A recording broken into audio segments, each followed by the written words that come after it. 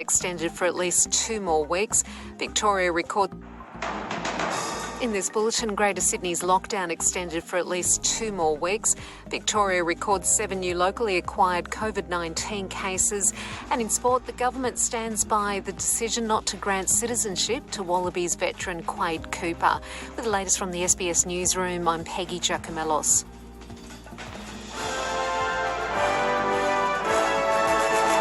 Greater Sydney's lockdown has been extended for at least another 2 weeks after New South Wales recorded 97 new cases of community transmission.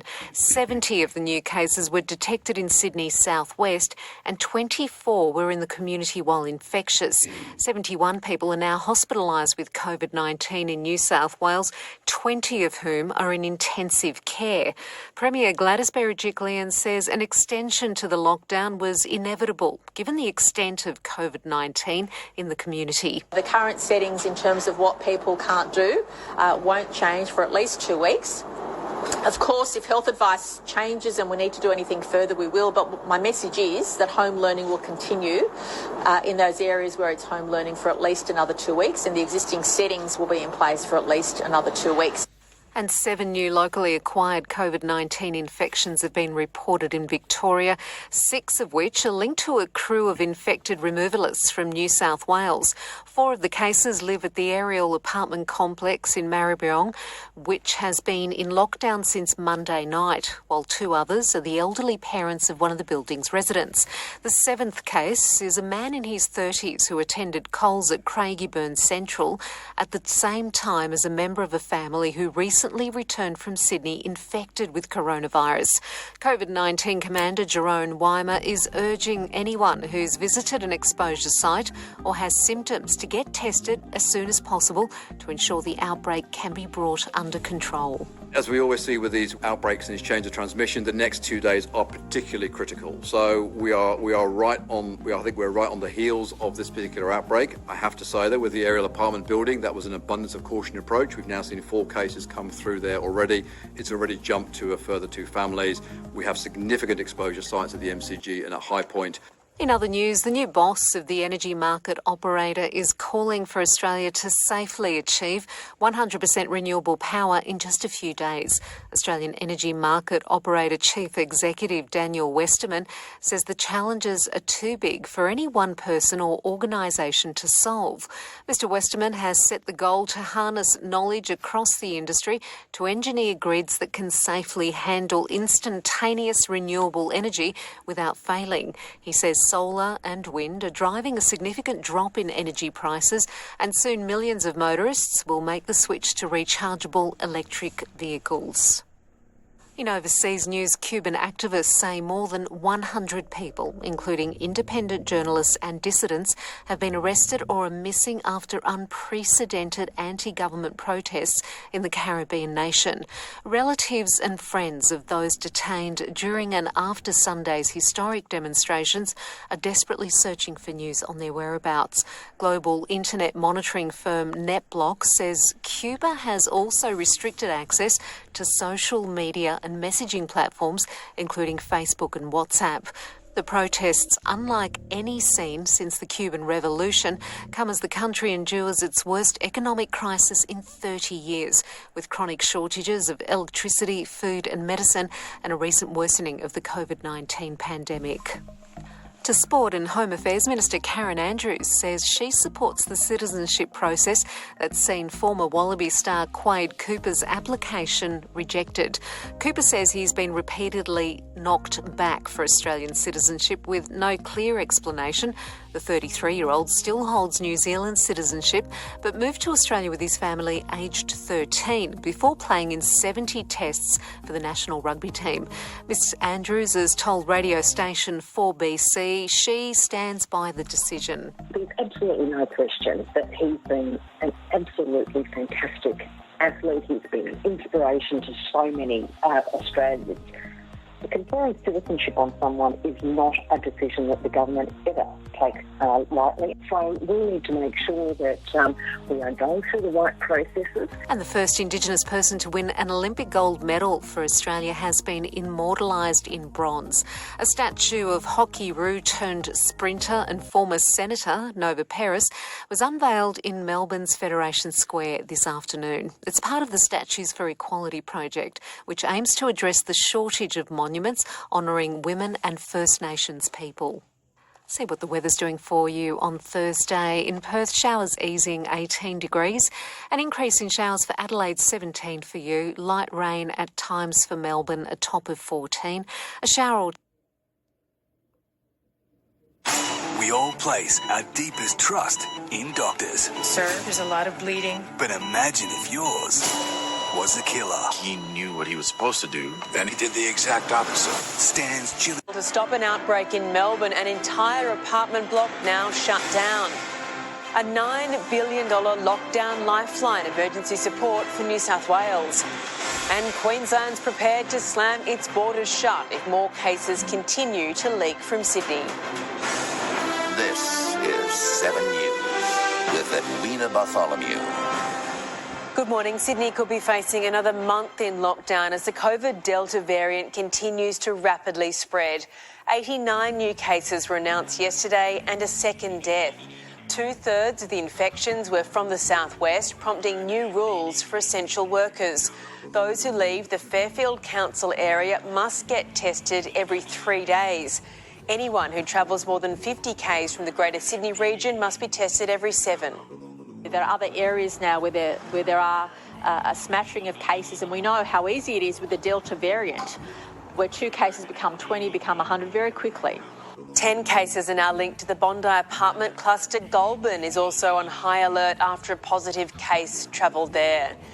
A decision is expected to be made today on the snap lockdown of a Melbourne apartment block after 2 removalists from Sydney infected with the Delta strain went inside that building. What we need people to do, though, is to comply with the obligations in those permits. You need to wear a mask, you need to be socially distanced, you need to stay in your cab at all times, and you're not doing 5 hours of removalist work in an apartment building. 3 members of a household in Melbourne's northwest have also tested positive after returning from Sydney, one breaking quarantine to visit a Coles store.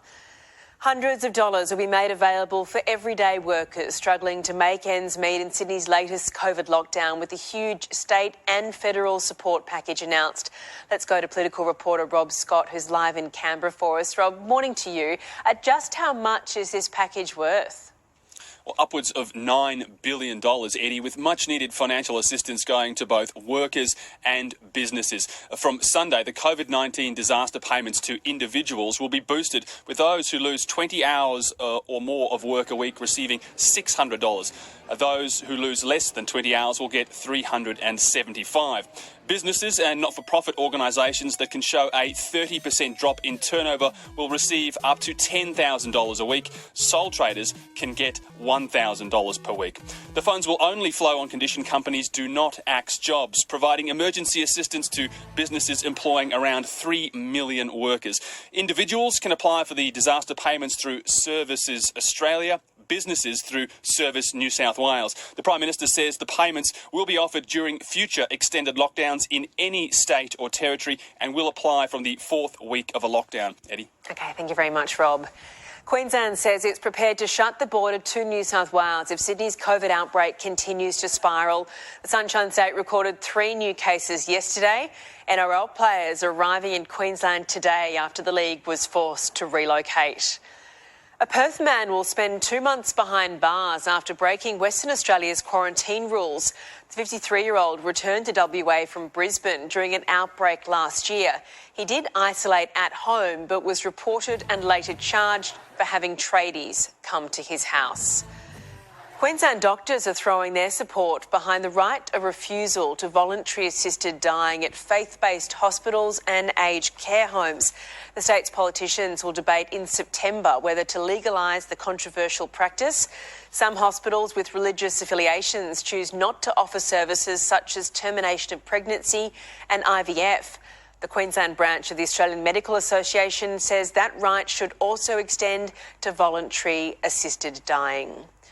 A couple accused of murdering a Brisbane man have pleaded not guilty to murder.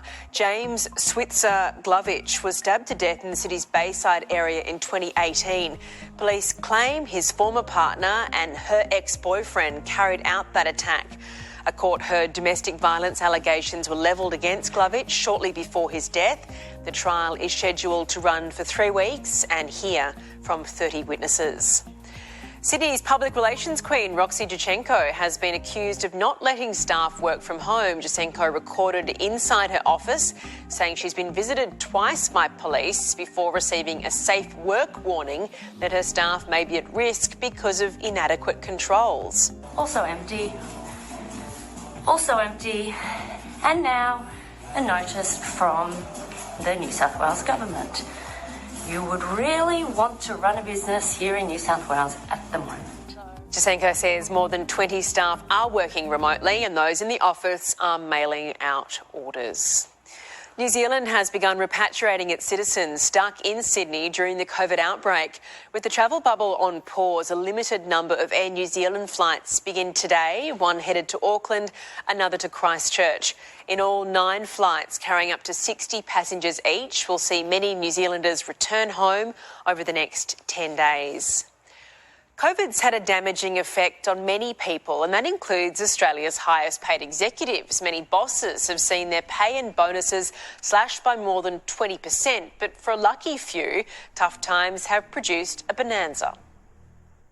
If you're hurting during COVID, spare a thought for the nation's top 100 chief executives. Lower pay for some, and a third received no bonus last year. I think pay is down across the market, but there are a lot of very large numbers, so people shouldn't be feeling sorry. CSL's Paul Perro earned $43 million. To be expected, his company makes the AstraZeneca vaccine here. Number 2 was gold miner Northern Star's Bill Beaumont, nearly $32 million. And at number 3, Greg Goodman of Goodman Property and Logistics, nearly $27 million. Others in the top 10 came from mining, banking, supermarkets, all reasonably COVID-proof.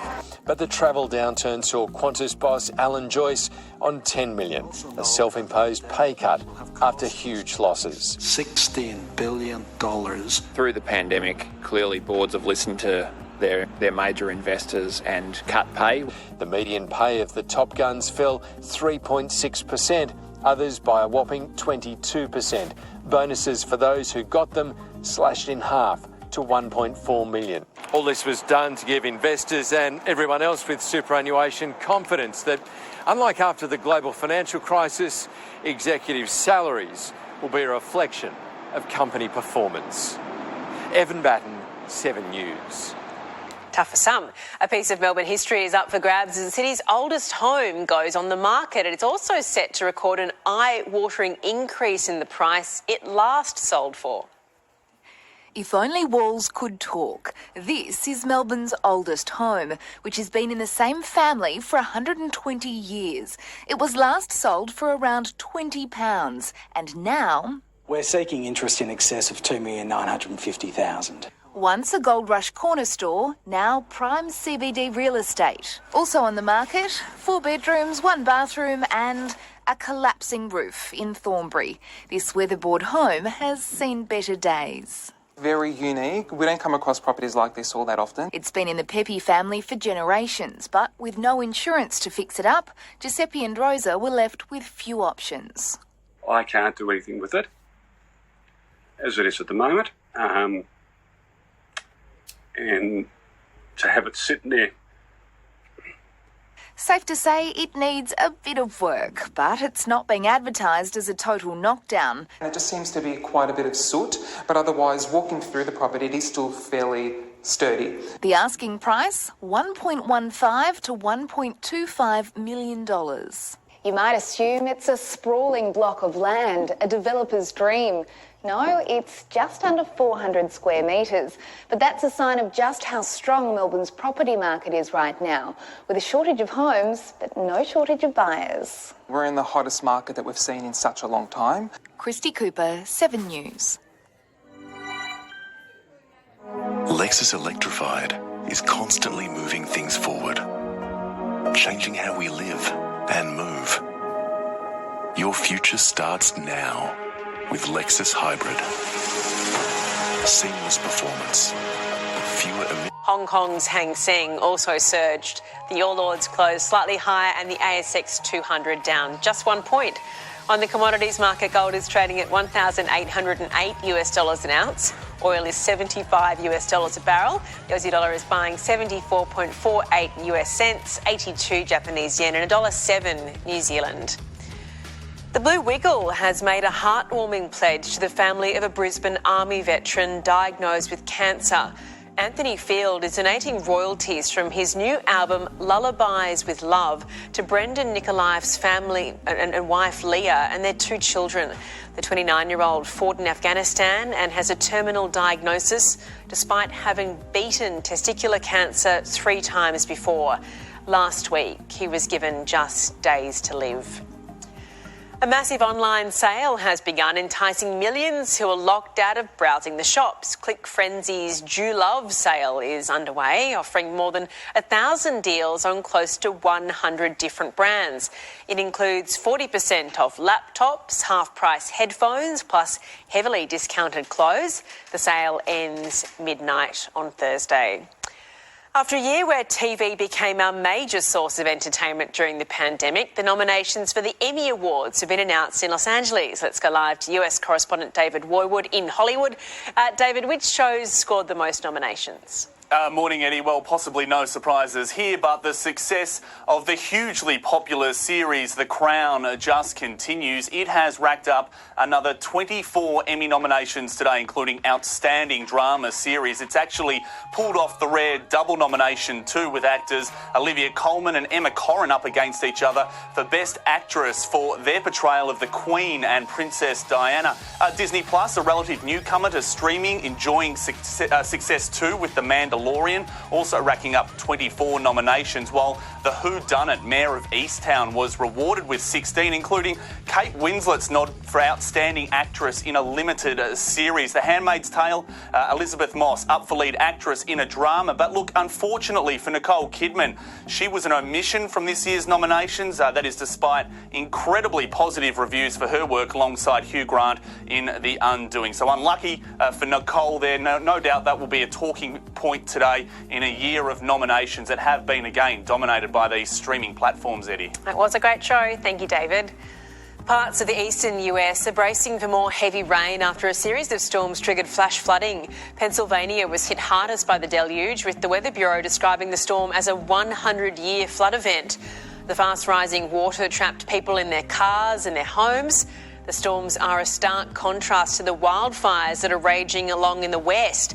Fires are burning across 6 states, including Oregon, California and Arizona. The Ever Given container ship that blocked the Suez Canal has finally left Egyptian waters. The ship is now on its way to Rotterdam, 112 days after becoming wedged across the Egyptian waterway.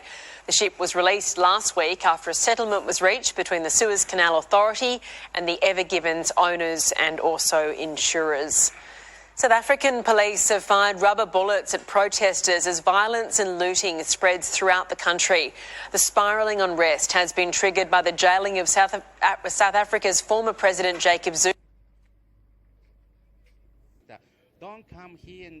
Oops, I've changed that.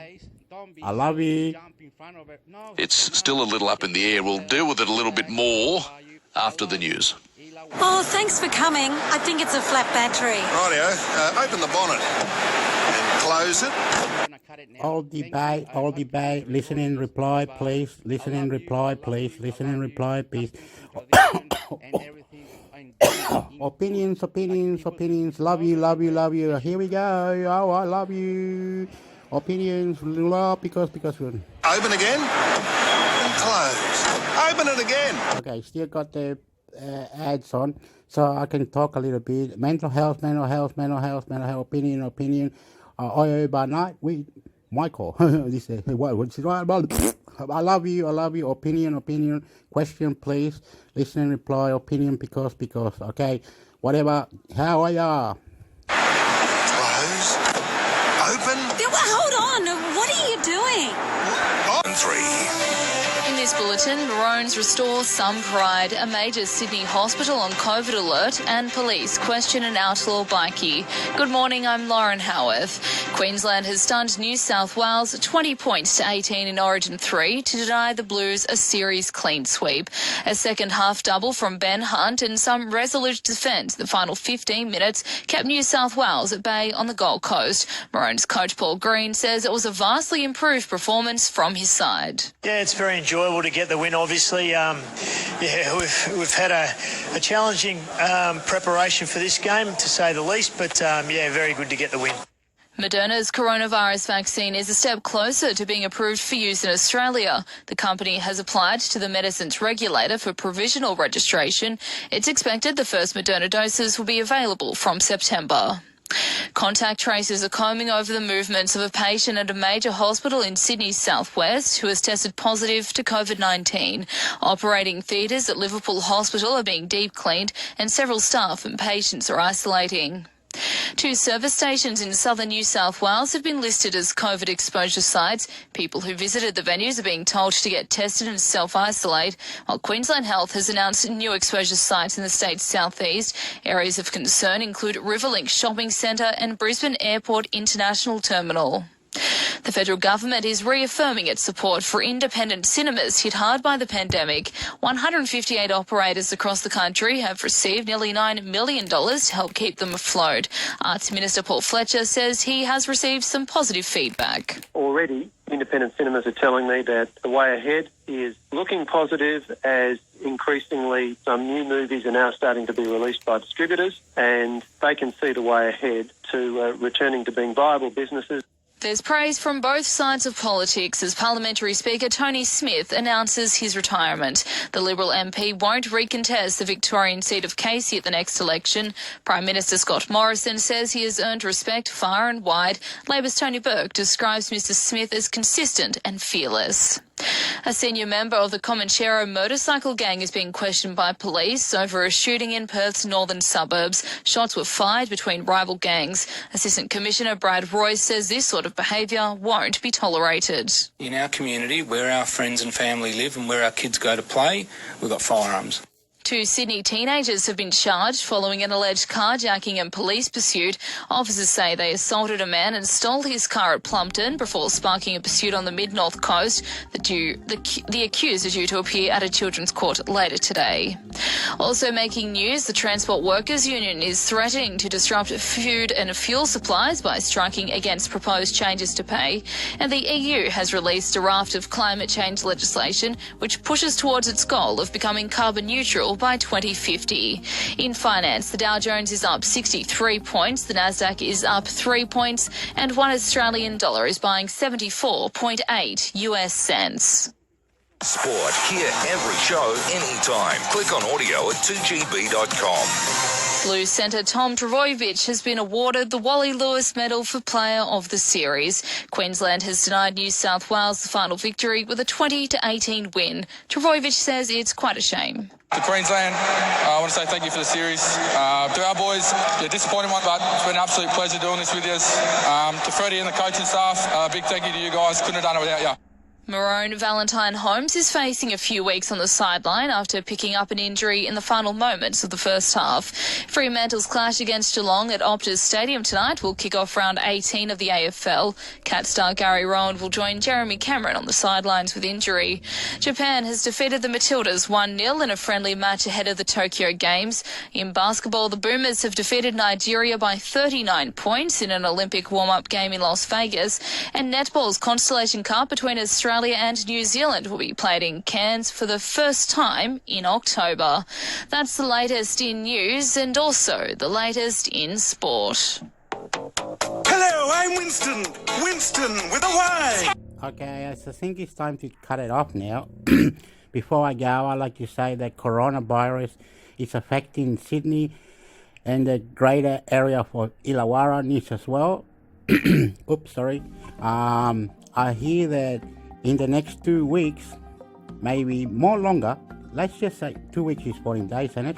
Okay, let's say in 17 days, which is close to 3 weeks, in 17 days, we'll find out if we can go back to normal, or we can go back, or something, the government will do something, because. So in 17 days, I feel nervous. Sorry.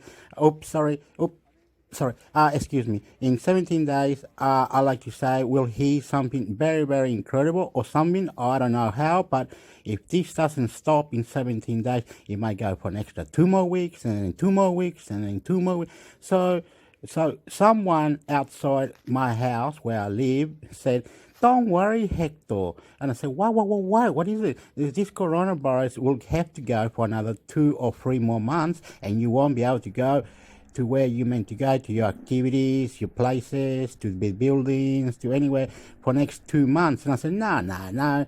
I said, they said 2 weeks. And 17 days or whatever. But in 17 days, we'll find out if we have to stay inside for another 2 more, and then another 17 days if we stay inside. So this coronavirus has,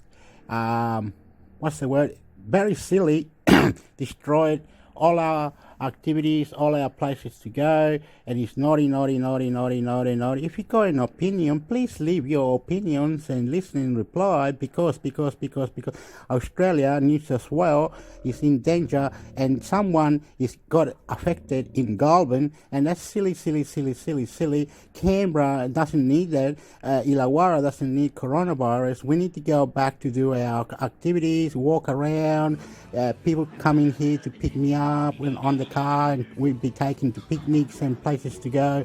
Our pension is being wasted, our disability is being wasted. Please, because reply. I'm cutting this off now. I feel nervous somehow. I'm crying. I love you. Please reply, opinion, everything, all going together. Please, thank you. Bye. I love you.